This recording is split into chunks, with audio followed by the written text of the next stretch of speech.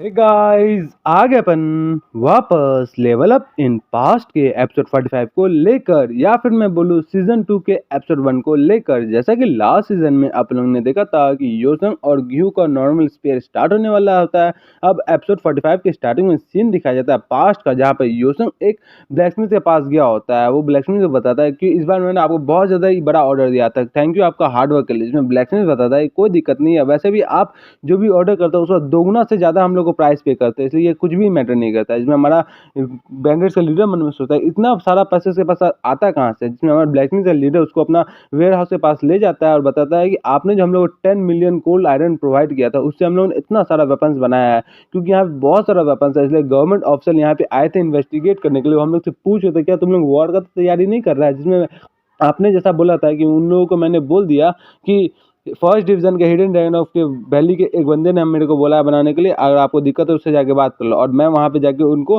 Government dragon टैकन दिखा दूंगा, जिसकी वजह से वो मेरे पे बिलीव करने लग जाएंगे। तो बताता है ठीक है तुमने बहुत अच्छा काम किया, तो इतना काफ़ी रहेगा। यहाँ पे बहुत सारे डिफरेंट डिफरेंट तरह के वेपन्स है, जिसमें हमारे ब्लैकस्मिथ बताता है क्योंकि यहाँ पे बहुत सारा वेपन्स है, तो हमारे जितना भी वर्कर है ये आपको कल तक डिलीवर कर देंगे। तो योसंग बताता है नहीं, क्योंकि मैं यहाँ पे आ गया और मेरे को आज ही रिक्वायर है, तो आज मैं खुद ही लेके चले जाऊंगा। तो ब्लैकस्मिथ बताता है कि इतना सारा वेपन्स तो आप लेके कैसे जाएंगे। योसंग बताता है ये देखो, ये बोल के अपना इन्वेंट्री ओपन करता है और जितना भी वेपन्स होता है सबको उसके अंदर रख लेता है। हमारा ब्लैकस्मिथ भी हैरान हो जाता है, बताता है क्या इसके पास गॉड लेवल ट्रेजर है। तो बताता है इसने मेरा वेपन के साथ मेरा वेपन का रैक भी रख लिया, क्या मैं इसे वापस मांगू। जिसमें ब्लैकस्मिथ बताता है क्या हम लोग क्या वॉर के लिए प्रिपेयर कर रहे हैं। जिसमें योसंग बताता है नहीं वॉर नहीं है, ये एक प्रिपरेशन है जो कि एक रियल स्वॉर्ड के दौरान होगा, क्योंकि अब मेरा जो फर्स्ट डिवीजन है उसका फॉरेन असाइनमेंट स्टार्ट होने वाला है, जहाँ पे मेरे को रियल स्वॉर्ड यूज़ करने का परमिशन मिल चुका, उसी के लिए मैं ये कर रहा हूँ। और ऊपर से मेरा जो स्पेशलिटी है वो 10 वेपन्स आर्ट है, जिसके लिए मेरे को कम से कम तो 10 डिफरेंट तरह के वेपन्स में प्रॉपर्ली ट्रेन होना ही पड़ेगा। जिसमें हमारे ब्लैकस्मिथ बताता है कि असाइनमेंट में तो अभी टाइम है, तो आपने इतना जल्दी क्यों ही मंगवाया इसको। और तो हमारे योसंग बताता है क्योंकि आज मेरे को एक बंदे ने इनवाइट किया है फाइट करने के लिए, इसीलिए। यहाँ पे हम लोग सीन दिखाई देता है ग्यू और योसंग का फाइट का, जहाँ पे ये दोनों आपस में फाइट कर रहे होते हैं। वहाँ पे ग्यू बोलता है कि अपना जो भी असुरा टेक्निक है वो मेरे को दिखाओ। योसंग उसको टेक्निक दिखाता है। अब यहाँ पे हम दोनों फाइट करना स्टार्ट कर देते हैं। तो जैसे योसंग उसको अपना अटैक करता है तो ग्यू बताता है कि तुम्हारा अटैक तो बहुत ज़्यादा अच्छा है, मज़ा आएगा तुम्हारा अटैक देख करके। ये बोल के हमारा ग्यू उस पर अटैक कर रहा होता है अपना जो कॉस्टर वाला वेपन है उससे। तो हमको यही बोल के ग्यू उसको ऊपर फेंक देता है आसान में। बताता है क्या वो जब ऊपर में तुम रहोगे आसमान में तुम तो अपना अटैक यूज़ नहीं कर पाओगे, तुम्हारा जो पावर है वो मिनिमम हो जाएगा। तो योसंग बताता है ओ इसीलिए तुम बार बार मेरे को हवा में फेंक रहे, अगर मेरे पास नॉर्मगन का असुरा स्काई रहता प्लेज और टेक्निक तो मैं तुमको यहीं से बताता। चलो नहीं है फिर भी यहीं से हमारा फुटबॉल टेक्निक यूज़ करता है और ग्यू के पास आ जाता है ग्यू को अटैक करने के लिए। ऐसे अपना लेफ्ट हैंड स्पेयर स्टाफ और राइट हैंड स्वॉर्ड एक्स का इस्तेमाल करके ग्यू पे अटैक करने जाता है। तो दोनों का जो फर्स्ट वेपन्स टेक्निक था जिसमें स्नेक और टाइगर बनता है वो बन जाता है उसमें ग्यू का अटैक करने के लिए। ग्यू को लगता है ग्यू को एकदम मुश्किल हो रहा होता है बनने के लिए। ग्यू अपना शील का अटैक करके स्टैंड अटैक करता है, जिसमें अल्फा बियर और अल्फा टाइगर आपस में लड़ते हुए दिखा रहे होते हैं। तो ग्यू और योसंग अपना 100% लगा रहा होता है। योसंग अपना कुल्हाड़ी से ग्यू का शील को थोड़ा पीछे ठेलता है और ग्यू को कस के मारता है, जिससे ग्यू का शोल्डर में लग जाता है चोट। जिसमें ग्यू बताता है कोई दिक्कत नहीं, ये बल्कि अपना coastal space travelling seal throwing करता है और सील को घुमा करके योसंग को फेंकता है। इससे योसंग बचता है, लेकिन सील होता है कैप्टन अमेरिका का, इसलिए वो वापस आकर योसंग को मारता है। योसंग सोचता है क्या सील वापस आ रहा है, जिसमें योसंग सोचता है क्या इनका सील तो बहुत ज़्यादा अच्छा है, मैंने ऐसा कभी सील देखा नहीं। कैप्टन अमेरिका का भी सील सर्कुलर था, लेकिन इसका सील तो 1 2 3 4 5 6 हेक्सागोनल है। कैसे इसने सील बनाया था। और नो मैटर इसका कंट्रोल करने का डायरेक्शन कितना मस्त है, इसका जैसा मन चाहे वैसा फेंक सकता है। अगर ऐसा फेंकेगा तो ऐसा जाएगा, अगर ऐसा फेंकेगा तो वापस आ जाएगा, डायरेक्ट फेंकेगा तो डायरेक्ट इसी के पास जाएगा। इसका तो बहुत ज़्यादा अच्छा है। लेकिन कुछ भी मैटर हो जाए, सील कितना भी अच्छा हो जाए, उसको यूज़ करने वाला बंदा पर सारा चीज़ डिपेंड है। तो यहाँ से इसने 1 साल में इतना सारा चीज़ कैसे सीख लिया। ये गाय तो बहुत बड़ा जीनियस है।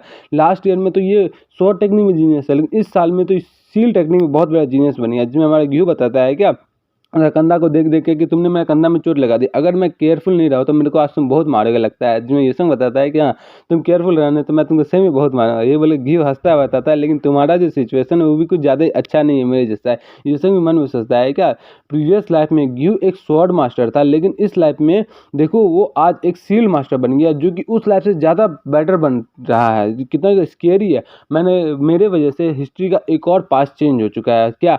लेकिन इस मूवमेंट में बहुत ज़्यादा इंजॉय कर रही है। स्ट्रेन से टेंशन मेरे को फाइटिंग करने के लिए स्ट्रांग बनने से मेरे को बहुत ज़्यादा अच्छा लगा। मैं हार्ट में दौग दौग कर रहा है क्या। गेहूँ भी ऐसा सेम फील कर रहा है। गेहूँ बताता है क्या जैसा मैंने एक्सेप्ट किया था, तुम्हारे साथ लड़ने में मेरे को बहुत ज़्यादा मज़ा आता है, लेकिन मैं जानता हूँ कि तुम्हारा ये 100% नहीं है। क्या मैं सही बोला? जिसमें यूसुफ बताता है, यस तुम एकदम सही बोले। तो ये गेहूँ बताता है तो अपना 100% देगा। मैं अपना दिल के अंदर से एकदम लड़ना चाहता हूँ, दिल खोल कर लड़ना चाहता हूँ। तो यहाँ पे हम लोग को बाहर का सीन दिखाया जाता है, जहाँ पे हमारा हेड मास्टर पूछ रहे होता है, क्या जो तुम्हारा सील टेक्निक है, जो तुम्हारे ग्रेट ग्रैंडफादर ने बनाया, उसका कोई बेकार सी बातें नहीं है। इसमें हमें बताता है हाँ, इसमें कोई भी मूवमेंट नहीं दिया है, क्योंकि यहाँ जो सील टेक्निक वो stand, return, throw, rotate, seal, separate, follow, push, pressure और स्पीड तरह का 10 चैंट को इस्तेमाल करते हैं। बाकी के 4 ऊपर से राइट कॉर्नर में है, नीचे से सील, सेपरेट, फॉलो और पुश नीचे से 4 कॉर्नर में, और बाकी जो प्रेशर, स्पीड है वो कोना में रखा हुआ है।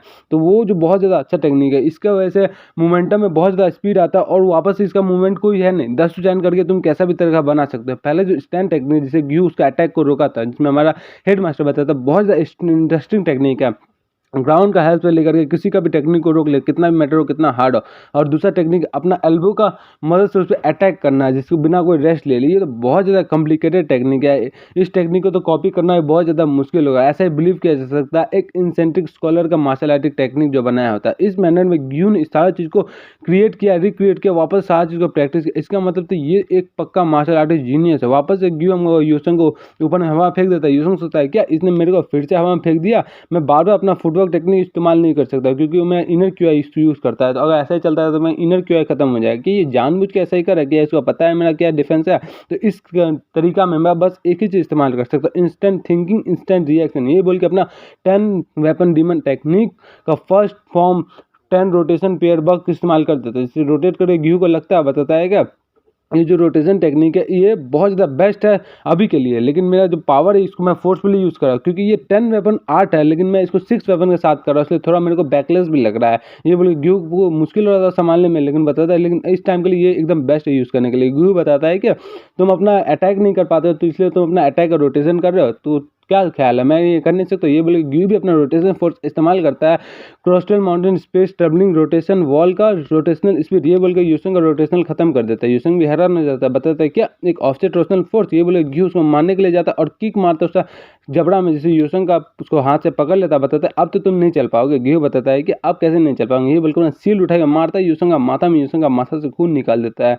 ये देख के हमारा बताता है उससे पूरा बिल्डिंग होता है शेक कर रहा होता है। हमारा लीडर जी सोचता है लगता है ये बिल्डिंग में ये लोग तोड़ेंगे। तो हमारा बताता है हेड मास्टर इतना ज़्यादा स्ट्रेंज बैटल है, मेरे को समथिंग कुछ ऐसा चीज़ है जो कभी इस ऑर्थोडॉक्स सेक्ट में देखा नहीं है। मज़ा ही आ रहा है देख करके। जिसमें हमें लीडर जी बताता है क्या क्या लगता है यूसंग तो ठीक रहेगा ना, ग्यू का स्ट्रेंथ देखा जाए तो क्या वो सर ठीक तो रह पाएगा, उससे ज़्यादा कुछ लगेगा नहीं ना, क्योंकि ग्यू का जो अटैक है वो फॉलिंग मीटरोइड जितना ताकतवर रहता है। हमारे हेड मास्टर हंसते हैं, बताता है क्या क्यों आप क्यों हंस रहे हैं। इसमें ये हेड मास्टर बताता है क्या तुमको पता नहीं मैं क्यों हंस रहा हूँ। तो शांत रहता है, इसलिए बताता है हेड मास्टर इसलिए मैं बोलता तुमको बहुत सारी चीज़ सीखने का जरूरत है। हमारा चुपचाप रहता है लीडर जी। वहाँ से हम लोग को दिखाया जाता है सीन कि वो बिल्डिंग का छत फाड़ के ग्यू और 8 गो ड्रैगन वहाँ से निकला होता है। तो ग्यू भी हैरान हो जाता है। तो हमारा लीडर जी बताए क्या ड्रैगन यहाँ दिखाया जाता है यूसंग के हाथ में 8 गो वेपन्स आ गया होता है डिफरेंट डिफरेंट तरीका के। बताता है क्या 8 ड्रैगन ऑफ सॉरिंग टुगेदर। तो हम लोग का पास का सीन दिखाया जाता है, जहाँ पे ग्यू उसको वेपन का जब हमला किया था उसका माथा मुंडी चोट करने के लिए। जिसमें बताता है क्या अगर तुम अभी नहीं छोड़ोगे तो हार नहीं मानोगे, तो तुम सीरियसली इंजर हो जाएगा। क्या तुम हार मानना चाहते हो। जिसमें यूसंग बताता है क्या हार में मानूं क्या, तुम मेरे जैसे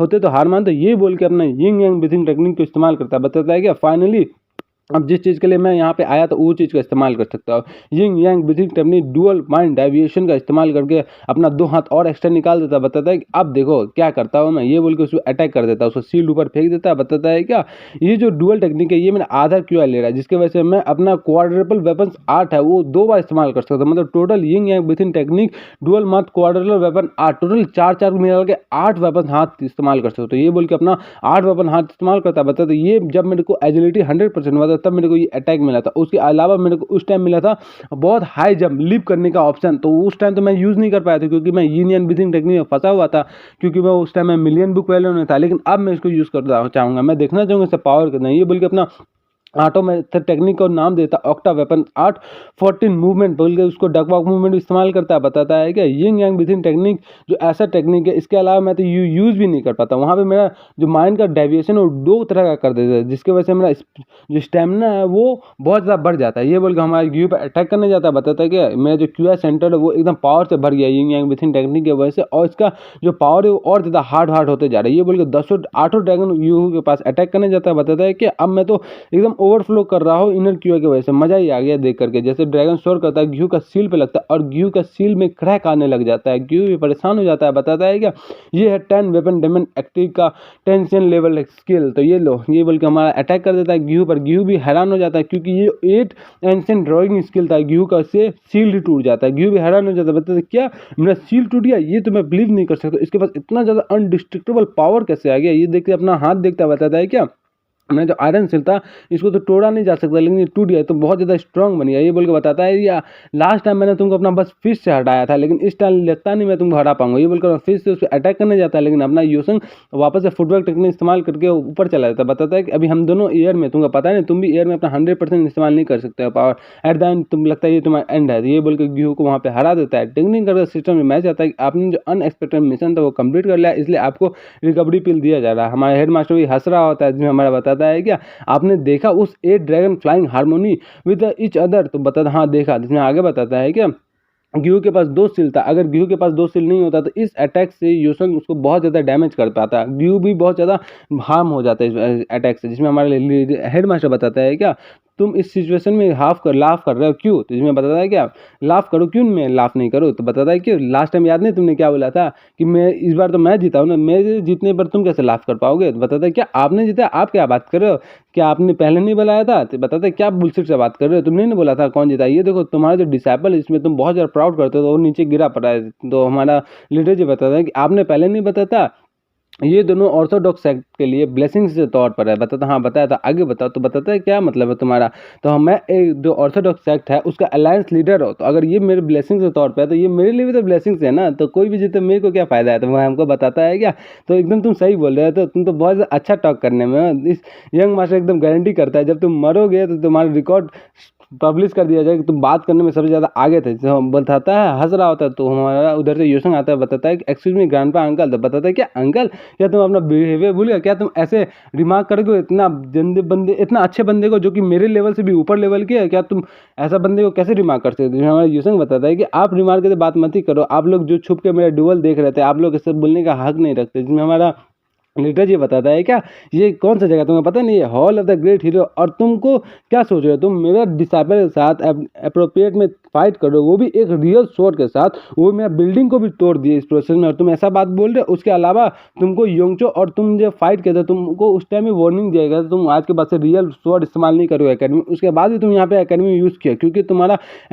जो फाइटिंग स्किल है वो देख के मेरे को बहुत अच्छा लगा, मैं बहुत इंप्रेस हो गया। और उसके अलावा मैं मुरीम अलायंस का भलाई चाहता हूँ, इसलिए मैं तुमको कुछ पनिशमेंट नहीं दे रहा। उसके मदद से क्या तुम ऐसा दिमाग करोगे क्या तुम। फिर योसंग सोचता है मन में कि ये तो मेरा ही गलती है कि मैंने इनसे बैटल किया, वो भी वर्ड्स में। कोई जीत सकता है वर्ड्स में, वो भी ग्रेट जंगल क्लैन के दौरान पे। तो हमारा लीडर जी बताते हैं लेकिन मैं जोक्स के अपार्ट में बहुत ज़्यादा इंप्रेस हो गया तुम्हारा वो developed Asura weapon art of this level के बारे में। तो इसमें योसंग बताता है क्या उस टेक्निक का नाम है द रियल 10 वेपन्स आर्ट। तो बताता है क्या 10 वेपन आर्ट, तो इसमें डेमन्स की तरह तुम 10 वेपन्स को एकदम स्विंग करना है, तुमको 10 वेपन को चलाना है, तो मस्त टेक्निक है। जिसमें हमारे हेड मास्टर बताता है क्या जैसे तुमने नाम बताया 10 डेमन्स आर्ट, या फिर मैं बोलूँ टोटल विजर का। योसंग में सोचता है क्या टोटल विजर क्या, मैं इसके बारे में जानता हूँ, उस बुक का रेफरिंग में लिखा था जो कि ऑथर था 10 वेपन्स आर्ट, उसमें लिखा था। क्या आप जानते हैं कि इसको किसने क्रिएट किया। जिसमें लिटरली बताता है क्या जो ऐसा बंदा है जो कि यहाँ का नहीं है, वो ग्रेट वॉल से बाहर आया वो, या फिर मैं बोलूँ इस दुनिया का सबसे पहला पर्सन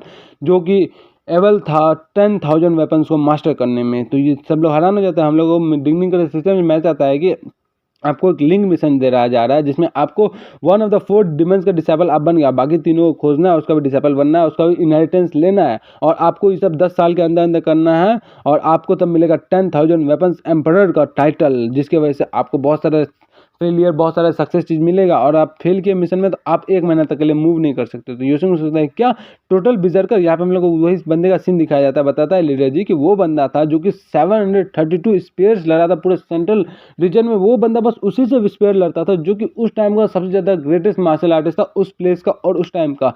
तो और उसके अलावा उसने एक मैच भी सिंगल मैच भी नहीं हारा। और उसकी सबसे ज़्यादा सरप्राइजिंगली बात यह है कि जब उसका फ्रेंड उससे पूछा कि तुम कितने तरह के वेपन्स आर्ट चलाना जानते हो, जिसमें उसने पीसफुली जवाब दिया कि मैंने जो 732 वेपन्स के साथ 732 लीडर्स को हराया, सारे लीडर को अलग अलग वेपन्स के साथ हराया। इसका मतलब ये है क्या, उसने एक वेपन के साथ लड़ा नहीं, उसने इतना सारा लीडर के साथ अलग अलग वेपन के साथ लड़ा। इसका मतलब समझिए, इसमें आगे बताता है हमारा जो बंदा होता है उसका दोस्त, वो हमारे लीडर जी का एंसेस्टर होता है। वो उससे पूछता है क्या तुम कब तक ऐसे स्पेनिंग करोगे, तो इसमें वो शांत रहता, बताता है क्या उस क्वेश्चन का आंसर तो उसने दिया नहीं, और वहीं पे उसने लगातार 7 दिन और 7 रात तक चुपचाप से खड़ा रहा, और उसके बाद वो अचानक से गायब हो गया मुनीम से।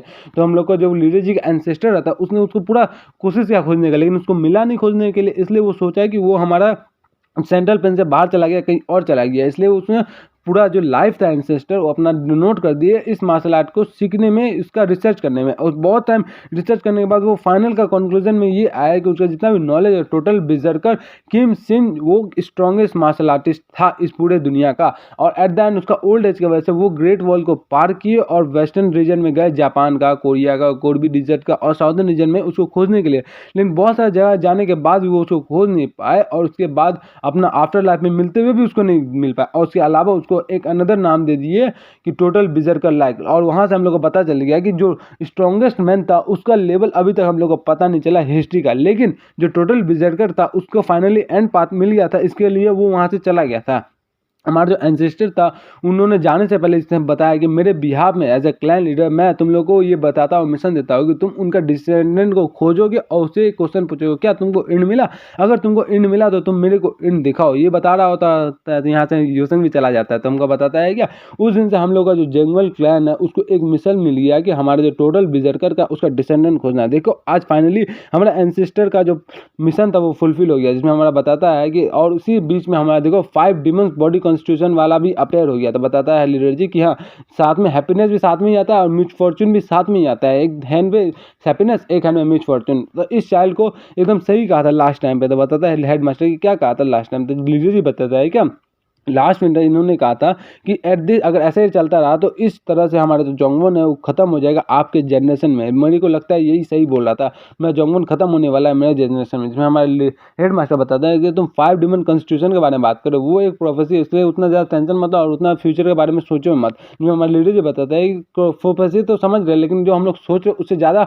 जल्दी जल्दी सामान सब बीत रहा है, वक्त बीत रहा है, क्योंकि ये जो जनरल बुक ऑफ हिस्ट्री का मिडल किंगडम का हिस्ट्री बुक है वो तो कोई प्रोफेसी नहीं है। तो बताता है कि ये वही बुक है जिसमें हमारा 5 डिमन कॉन्स्टिट्यूशन के बारे में लिखा गया है। तो बताता है यस, यहाँ पे स्टैटिक्स जो है वो भविष्यवाणी का तो कुछ पार्ट है नहीं, यहाँ पे लिखा गया कि बहुत टाइम पहले पहला पर्सन आया था जो कि 5 डिमन बॉडी कॉन्स्टिट्यूशन प्रोसेस किया था, उसने पूरे रेस्ट ऑफ लाइफ इस पूरे वर्ल्ड पे रूल किया था। उसके बाद 2 बंदे आए जो कि 5 डिमन बॉडी कॉन्स्टिट्यूशन प्रोसेस करते थे। इसके अलावा वो दोनों पूरे वर्ल्ड को 2 पार्ट में डिवाइड कर दिए और जिंदगी भर उसी दोनों में लड़ते रहे आपस में। और उसके बाद 3 डेमन क्लर्क के बंदे आए जो कि 5 डिमन पोजेस करते थे, और उन लोगों ने 3 वेपन बनाया जिसके डेमन क्लर्क, ऑर्थोडॉक्स फैक्शन और इविल फैक्शन, जो कि तीनों अभी तक लड़ रहे हैं आपस में। और अगर आप सोचिए अगर 5 डिमन कॉन्स्टिट्यूशन 5 बंदे आ गए तो हम लोग उसको हैंडल नहीं कर पाएंगे।